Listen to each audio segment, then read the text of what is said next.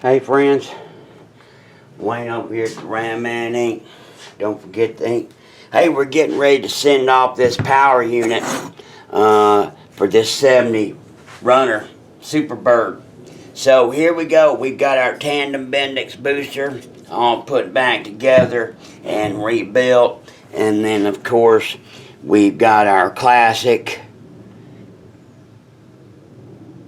what is that?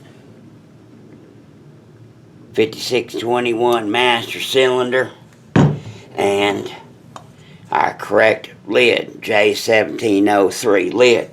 Remember, they started using that in 69, 70, 71, and before that it was R3.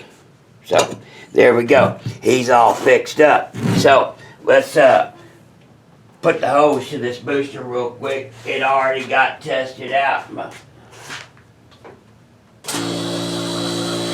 Uncle Ron on the stand, but we're going to make sure.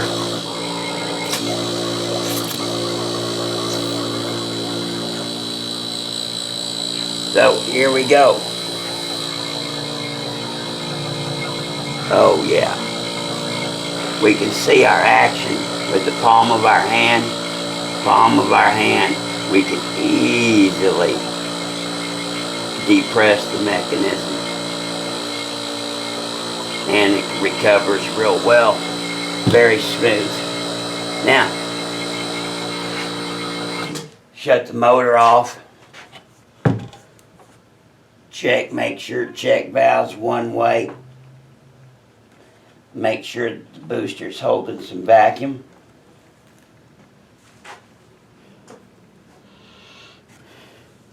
So that if you're cruising down the highway, motor shuts off, run out of gas or something crazy, you want to have some vacuum reserve in the can so that you can do an emergency stop, bring the vehicle to a rest.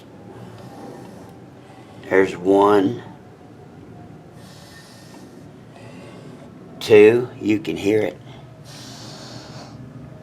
That's the end. You ain't gonna depress that no more.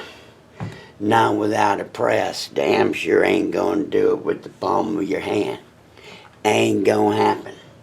There you go. So, this booster's working fine. We'll throw his master cylinder over there and do a final bench test and bleed. See, this one's been brass sleeved and all redone inside. Boy, Uncle Joe, look at that machine work and clean that up. Oh yeah, oh Uncle Joe. Okay, God bless you, God bless America, and happy Mopar. Bye.